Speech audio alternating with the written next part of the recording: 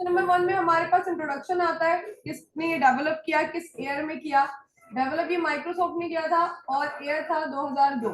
ठीक है, और हमारे पास यहाँ पर सी शार्प जिस तरह लिखा हुआ है, इंग्लिश में भी सी शार्प उसी तरह लिखेंगे आप, कि आप सी शार्प को इस तरह ही लिख सकते हैं। अगर इंग्लिश में मैं पूरी स्पेलिंग बोलूं तो इस तरह आप सी शार्प को लिख सकते हैं।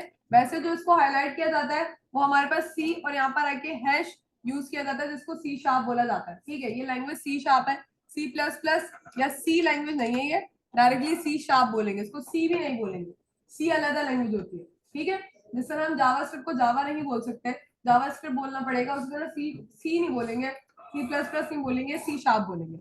यहाँ पर हम इंट्रोडक्शन में कुछ चीजें देखेंगे। सबसे पहले उन्होंने इंट्रोडक्शन में ही हमें दे दिया डॉट नेट फ्रेमवर्क की बात। अब हमारे पास डॉट नेट फ्रेमवर्क क्यों इसके अंदर यूज किया जा रहा है, या क्यों हमें सी शार्प लैंग्वेज के अंदर बताया जा रहा है। पहली चीज कि डॉट नेट एक फ्रेमवर्क है और उसका पार्ट अगर मैं बोलूं तो वो सी शार्प है। मतलब डॉट नेट फ्रेमवर्क पर बहुत सारी लैंग्वेजेस इस्तेमाल की जाती हैं, जिसमें से एक क्या है, सी शार्प। हमारे पास डॉट नेट फ्रेमवर्क में क्या होगा, वही तमाम बातें। अच्छा, इन्होंने इसका थोड़ा इंट्रोडक्शन दिया हुआ है कि ये माइक्रोसॉफ्ट ने डेवलप किया, ये इसलिए डेवलप किया कि यहाँ पर सॉफ्टवेयर की डेवलपमेंट की जाए, can be use develop different type of applications. अब डॉट नेट फ्रेमवर्क की मदद से हम बहुत सारी एप्लीकेशन बना सकते हैं। अगर मैं एक बात कहूँ कि एक लैंग्वेज सिर्फ एक काम कर सकती है तो वो बात भी ठीक होती है, क्योंकि वो लैंग्वेज सिर्फ सेवरल काम के लिए बनाई जाती है। लेकिन सी शार्प हमारे पास मोबाइल एप्लीकेशन जावा के जरिए, सी शार्प के जरिए नहीं। उसके बाद डॉट नेट फ्रेमवर्क पर खड़े होकर, समझो डॉट नेट फ्रेमवर्क एक प्लेटफॉर्म है, एक प्लेटफॉर्म दे दिया उन्होंने, उस पर कुछ लोग बोलेंगे मैं सी शार्प मोबाइल वो गेम के लिए भी इस्तेमाल होती है। चीजें चेंज हो जाएंगी, वो किस तरह होंगे वो मैं दिखाती हूँ। प्लेटफॉर्म क्यों डिफरेंटली बोला जा रहा है, जावा यूज करूंगी तो मोबाइल एप्लीकेशन बना सकती हूँ, डेस्कटॉप एप्लीकेशन बना सकते हैं। डेस्कटॉप से बना मिसाल के ये यहाँ पर हम लोग जो अपना लाइन स्कूल यूज करते हैं, अभी लाइन स्कूल क्या है, सर्वर पर नहीं चल रहा, ये मेरी डेस्कटॉप पर एक एप्लीकेशन है जिसको मैं चलाती हूँ और आप सबकी स्क्रीन शेयर होती है। ये हो गई डेस्कटॉप एप्लीकेशन। डेस्कटॉप के लिए जो भी एप्लीकेशन बने काम करे, इस तरह बहुत सारी। एक और बात की जाती है हमारे पास सर्वर के लिए, उसको कहते हैं हम वेब एप्लीकेशंस, जो आप लोगों ने अभी बनाई, जिस तरह आप लोगों ने पीएचपी माइस्क्यूएल से बनाई थी, वेब एप्लीकेशंस बनाई थी वो। लेकिन सर्वर पर क्या, सर्वर पर लोड होनी चाहिए थी वो। एक होती है कंसोल एप्लीकेशन। कंसोल एप्लीकेशन कितने लोगों को पता है, कंसोल एप्लीकेशन क्या होती है। कंसोल एप्लीकेशन हमारे पास होती है, जिस तरह मैं ब्लैक स्क्रीन पर काम करती हूँ कमांड प्रॉम्प्ट पे, यहाँ पर कोई भी चीज लिखती हूँ आउटपुट आता है, वो होती है कंसोल एप्लीकेशन।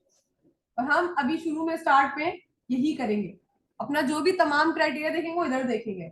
बेसिकली ये सिर्फ एग्जांपल है, वो हम जाकर कहीं और देख रहे होंगे, लेकिन एग्जांपल ये कि इसी तरह हम ब्लैक स्क्रीन पर देखेंगे कंसोल एप्लीकेशन। यानी मैंने 3-4 एप्लीकेशन के नाम ऐसे बता दिए जो डॉट नेट फ्रेमवर्क प्लेटफॉर्म पे बन रहे हैं। लैंग्वेजेस क्या है, डिफरेंट है, चीजें क्या बन रही है, डिफरेंट बन रही है, प्लेटफॉर्म एक, उसका नाम है डॉट नेट फ्रेमवर्क। फ्रेमवर्क सबको पता है, कब से पढ़ते हुए आ रहे हैं, बूटस्ट्रैप एक फ्रेमवर्क पढ़ा, लारावेल एक फ्रेमवर्क पढ़ा। फ्रेमवर्क तो बहुत सारे, अगर खुद से लर्न करना चाहें तो। क्या होते हैं फ्रेमवर्क, बनी बनाई चीजें, क्लासेस, मेथड्स, फंक्शंस, बहुत सारी चीजें होती हैं बनी बनाई, हमने उठाकर इस्तेमाल करनी होती है, और हमें वो इस्तेमाल भी करनी आनी चाहिए, बस थोड़ा सा पढ़ना होता है। अब यहाँ पर मुझे डॉट नेट फ्रेमवर्क के बहुत सारे वर्जन बता रहे हैं। वर्जन्स जो प्रेजेंट चल रहा है क्लास, वो 4.8 चल रहा है। ठीक है, जब ये बुक इंट्रोड्यूस हुई होगी तो हो सकता है उस वक्त 4.7 चल रहा हो।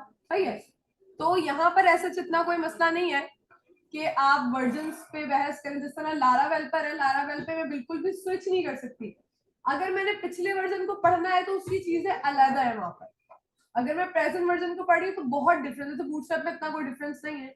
बस क्या होता है कि अगर मैं बूटस्ट्रैप 4 यूज कर रही हूँ तो सीडीएन भी किसके लगाने पड़ेंगे, बूटस्ट्रैप 4 के, अदर देन दिस, और कुछ इतनी चेंजेस नहीं होती, बस वर्जन्स निकलते रहते हैं। कुछ चीजों के वर्जन्स बहुत डिफरेंट होते हैं, कुछ के सेम। इनका भी ऐसी है, प्रेजेंट 4.8 चल रहा है, ये आपको पता होना चाहिए। अब यहाँ पर वेरियस चेंजेस बता रहे हैं कि कौन से वर्जन में क्या चेंजेस आई। ठीक है, उसके बाद हमारे पास आ जाता है कुछ कंपोनेंट्स। इसकी पिक्चर इसलिए ले लीजिए, लिख इसलिए लीजिए कि हमारे पास मॉड्यूलर में क्वेश्चन आ सकता है कि ये चीज किसके लिए है। अब यहाँ पर अगर मैं कुछ वर्बली बताऊं आपको चीजें, तो यहाँ पर जो सेकंड लिखा हुआ है कॉमन लैंग्वेज रन टाइम, इसकी अगर डिस्क्रिप्शन पढ़ें तो ये आपको बोलना है कि ये बैकबोन होती है। बैकबोन का मतलब मेन चीज, ठीक है। किसकी होती है? सी शार्प की बात नहीं कर रही हूँ, ये मैं डॉट नेट की बात कर रही हूँ। इसके अंदर एक इस्तेमाल होती है हमारे पास कॉमन लैंग्वेज रन टाइम। अगर आप ऊपर देखें तो कॉमन CIL, यहाँ पर कॉमन इंटरमीडिएट लैंग्वेज क्या बता रहे हैं, इस पर लिखी जाती है, यानी जो कोड लिखा जाता है वो CIL पे लिखा जाता है। अगर बैकबोन बोल रहे हैं तो वो CLR को बोल रहे हैं, ठीक है। इस तरीके की चीज है हमारे पास, ये इसी का क्राइटेरिया बताया हुआ है हमारे पास। एक और चीज कि यहाँ पर इन्होंने कंपोनेंट्स बताए हुए हैं और यहाँ पर फ्रेमवर्क बताया हुआ है कि कौन सा फ्रेमवर्क किस चीज को सपोर्ट करता है। अब यहाँ पर बताया हुआ है कि डॉट नेट की बात करें, support many languages including C# 9.0। अभी बता रहे हैं कि डॉट नेट फ्रेमवर्क सपोर्ट करता है बहुत सारी लैंग्वेजेस को, जिस तरह अभी हमने डिस्कस किया, उसमें से एक C# भी है जिसके बहुत सारे वर्जन्स भी हैं। अभी हम क्या पढ़ने जा रहे हैं, एक साथ तो हम सारी चीजें लैंग्वेज नहीं पढ़ सकते, तो हम C# पढ़े। उस पर क्या बनाना है हमें, ये भी हमारा मकसद होना चाहिए। और बहुत कुछ बना सकते हैं, मतलब बहुत कुछ है। C# भी खुद एक बहुत बड़ा जो है वो पार्ट है, उसके अंदर भी रूट्स हैं, ठीक है। अब यहाँ पर डॉट नेट फ्रेमवर्क की और चीजें बताई हुई है। यहाँ पर आ जाते हैं, C# का इंट्रोडक्शन दिया हुआ। अब पहली चीज तो ये बताना चाहिए कि प्लेटफॉर्म कौन सा यूज कर रहे हैं, which is dot net framework. Framework है तो बहुत सारी चीजें बनी बनाई भी मिलेंगी। बनी बनाई से मुराद क्लास हमारे लिए सिर्फ अभी इतना ही काफी होता है कि मेथड्स फंक्शंस कुछ बनी बनाई होती है बस। अब जब इंट्रोडक्शन की बात करें तो ये कह रहे हैं कि आपकी जो C# है वो C++ और C से ड्राइव है। ड्राइव का मतलब निकली है, देख दिखाकर बनी है, उन जैसी बनी है, उसको देखते हुए बनी है। लेकिन अभी सवाल हो सकता है कि हमें तो C# में C++ ही पढ़ी है, C नहीं पढ़ी, तो किस तरह आएगी। तो पहली चीज, पहले कॉन्सेप्ट हमेशा याद रखिएगा, अगर जावास्क्रिप्ट के कॉन्सेप्ट्स क्या है, जावास्क्रिप्ट कॉन्सेप्ट्स क्या होते हैं। जावास्क्रिप्ट एक, ये भी बोल सकती हूँ मैं कि स्क्रिप्टिंग लैंग्वेज है, और ये भी बोल सकती हूँ कि यहाँ पर आकर हमारे पास प्रोग्रामिंग लैंग्वेज है। ये बहुत ज्यादा तसादुम होते हैं इन दोनों चीजों में। खैर हमारे पास इंटरप्रेटेड प्रोग्रामिंग लैंग्वेज भी बोलते हैं उसको, स्क्रिप्टिंग लैंग्वेज भी बोलते हैं, एक कोई नाम नहीं देता अभी तक, लेकिन उसका बेसिकली हम जावास्क्रिप्ट बोलते हैं कि स्क्रिप्टिंग लैंग्वेज है। खैर उसके उसके कॉन्सेप्ट्स क्या होते हैं क्लास, मेन चीजें क्या आती है, variables, operators, functions, loops, conditions, ये तमाम चीजें, एरे, ये तमाम चीजें होती हैं जो हमेशा हर लैंग्वेज में होती है। PHP पढ़ी थी, इसके बाद जावास्क्रिप्ट के बाद जो एक प्रोग्रामिंग लैंग्वेज पढ़ी अच्छे से वो PHP पढ़ी थी। PHP में भी वही था, कैसी बनी तमाम चीजें, लूप यूज करा, वेरिएबल्स यूज करे, ऐसे ही हुआ। फंक्शंस यूज करें, बटन पे कुछ लग रहा है, इफ सेट का फंक्शन था, ऑन क्लिक का फंक्शन होता है, इफ सेट, पता चल गया कि एक फंक्शन कैसे इस्तेमाल किया जाता है।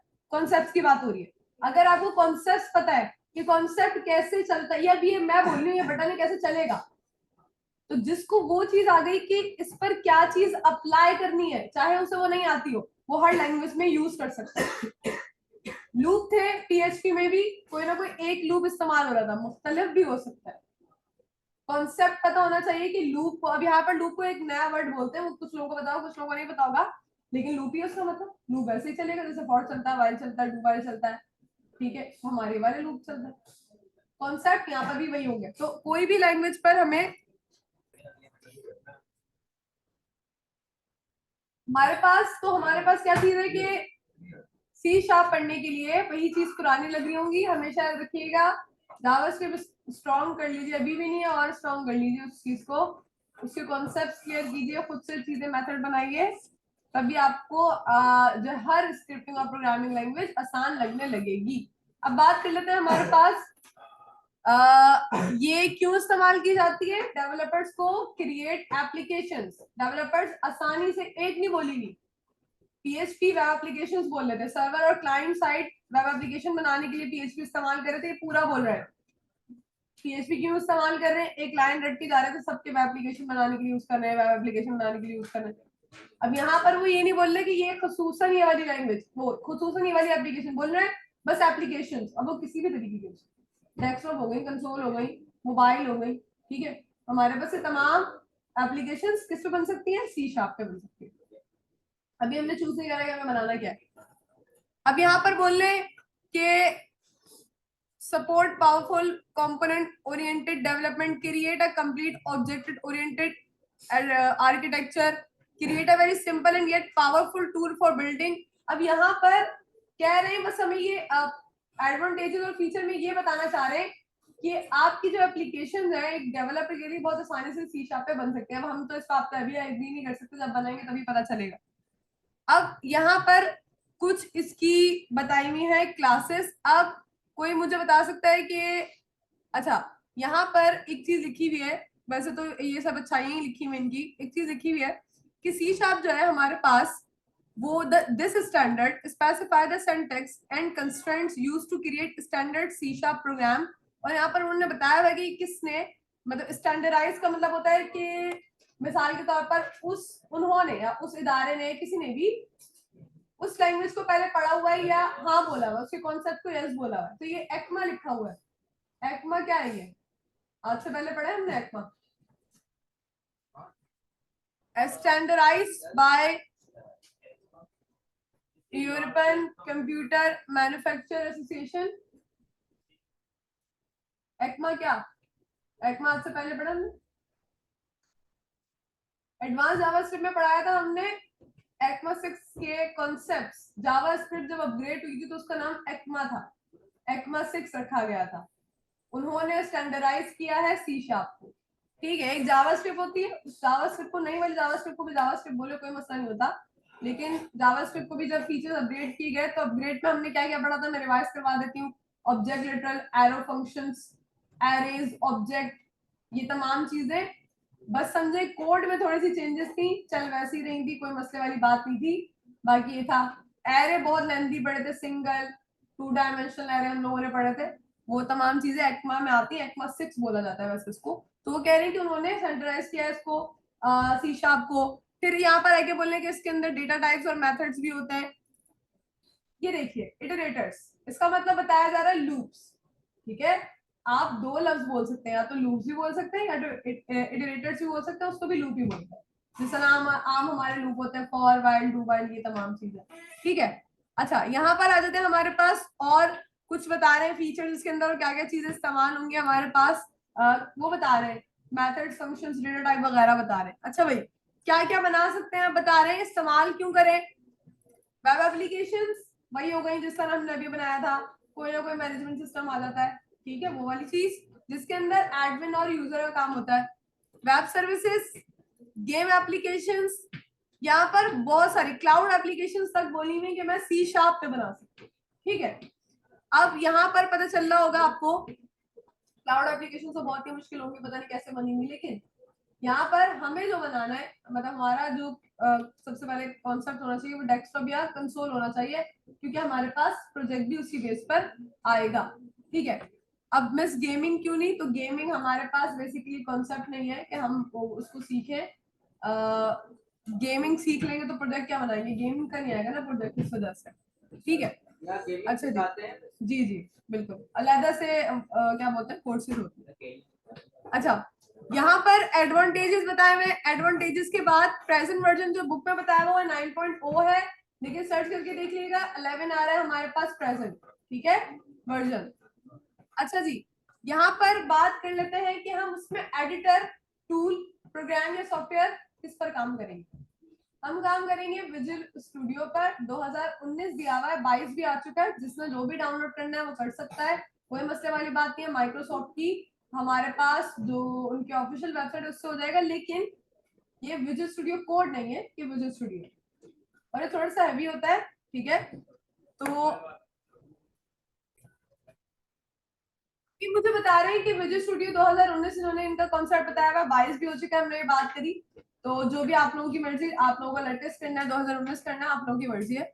वो कह रहे हैं कि ये हमने इसलिए बनाया, ये टूल इसलिए, एडिटर इसलिए है कि इस पर डिफरेंट लैंग्वेजेस पे काम कर सकते हैं। ऐसा नहीं है कि विजुअल स्टूडियो कोड पर आपने डिफरेंट लैंग्वेजेस पे काम नहीं किया, आपने विजुअल स्टूडियो कोड पर भी नहीं, आपने विजुअल स्टूडियो कोड पर भी डिफरेंट लैंग्वेजेस पे काम किया, लेकिन वो प्लेटफॉर्म सिर्फ एक ही चीज प्रोवाइड करता था, मतलब एक्सटेंशन लगा देते थे वो चल जाता था। अगर मिसाल के तौर पर XML पढ़े तो डॉट XML लिख दिया, JS अगर एक्सटर्नल फाइल बनाई डॉट JS लिख दिया, सपोर्ट करता था वो एडिटर। लेकिन विजुअल स्टूडियो कोड अब C# को सपोर्ट नहीं करेगा। C# के लिए विजुअल स्टूडियो है हमारे पास बस, ठीक है। तो वो एडिटर चेंज हो चुका है, वो खोलकर देखेंगे क्यों हुआ है, वो भी देखेंगे कि भाई चेंजेस क्या है। अगर सेम लग रहा है तो आप लोग भी बताइएगा, चेंज लग रहा है तो अगर आप लोगों को पता चलेगा हाँ हम तो चेंज ही पढ़ने जा रहे हैं। अच्छा जी, यहाँ पर बता रहे हैं, अच्छा जी इसकी फुल फॉर्म लिख लीजिए, IDE इंटीग्रेटेड डेवलपमेंट एनवायरनमेंट। इसका मतलब क्या होगा? इंटीग्रेटेड डेवलपमेंट एनवायरनमेंट मैं इतनी देर से बोल रही हूँ कि मैं डिफरेंट लैंग्वेजेस पे काम कर सकती हूँ। .NET एक प्लेटफॉर्म होता है, C# भी उसमें से एक लैंग्वेज है। इंटीग्रेटेड डेवलपमेंट एनवायरनमेंट का मतलब ये भी यही होता है कि हम एक सॉफ्टवेयर पे खड़े होके बहुत सारी एप्लीकेशन इस्तेमाल कर सके, वो कहलाता है IDE। अब इन्होंने विजुअल स्टूडियो 2019 को कह रहे हैं कि ये IDE है, इसका मतलब कि उस पर मुख्तलिफ लैंग्वेजेस पर क्या हो रहा होगा, काम। अब ये कह रहे हैं कि .NET फ्रेमवर्क को भी क्या करता है, ये सपोर्ट करता है, कंपैटिबल लैंग्वेजेस होती हैं। यहाँ पर बहुत सारी इन्होंने तारीफें लिखी हुई हैं इसकी। अब हम जरा इसको स्टार्ट करते हैं, ठीक है। और हम यहाँ पर आके विजुअल स्टूडियो देखें, यहाँ पर आके मेरे पास 22 हुआ हुआ है, जिसके पास 19 हुआ हुआ होगा कोई मसले वाली बात नहीं है। मैंने यहाँ पर आकर 2022 खोल लिया है। कुछ इस तरीके का इंटरफेस है, 2019 का थोड़ा सा चेंज है, कोई मसले वाली बात नहीं है। यहाँ पर आ जाते हैं, सबसे पहले ये इसका बैक स्टेज व्यू है, इंटरफेस है। तो यहाँ पर आकर मुझे क्या करना है, अगर वैसे तो मुझे ये ऐसा ही लग रहा है, फील आ रही कि बिल्कुल पहली बार मैं खोल रही हूँ, क्योंकि यहाँ पर ओपन रिसेंट में देखिए कुछ भी नहीं है। तो अगर ये कुछ लोग इस्तेमाल कर रहे होते तो ओपन रिसेंट लाजमी आया होगा। तो यहाँ पर आके पहली चीज मुझे क्लियर हो गई कि यहाँ पर आके अभी तक किसी ने इस्तेमाल नहीं किया, बिल्कुल न्यू इंटरफेस है। यहाँ पर क्लोन और रेप्रोजिटरी का मतलब बता रहे हैं। रेप्रोजिटरी कहाँ पढ़ी थी हमने, गिट, वेरी गुड। यहाँ पर हमने गिट में रेप्रोजिटरी पढ़ी थी। तो गिट से कोई भी सामान लाते थे, क्लोन करते थे, आपके कंप्यूटर में आ जाता था। वहां पे गिट क्लोन बोलते थे, यहाँ पर यही बोल रहे हैं क्लोन और रेप्रोजिटरी। तो मैं ऐसा भी कर सकती हूँ, कोई भी रेप्रोजिटरी वहां से कॉपी करके पेस्ट कर सकती हूँ। एक तो ये चीज है। वो कह रहे हैं कि अगर आपके पास कोई बना बनाया पुराना कल बना कर गया था वो खोलना है, नहीं ऐसा कुछ है भी नहीं हमारे पास।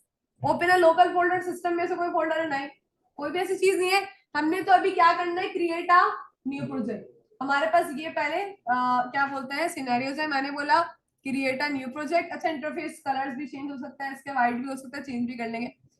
यहाँ पर देखिए, सबसे पहले इसको समझने की कोशिश कीजिए कि स्टेप बाय स्टेप सबसे पहले लिखा हुआ है ऑल लैंग्वेजेस।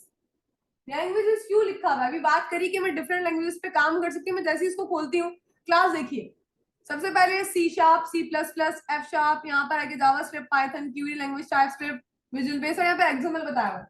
यानी कि ये जो विजुअल स्टूडियो 2019 2022 है, विजुअल स्टूडियो जो है डिफरेंट लैंग्वेजेस को भी क्या करता है, सपोर्ट करता है। हमें अभी किस पे काम करना है, C#। मैं सेलेक्ट क्या कर लूंगी, C#।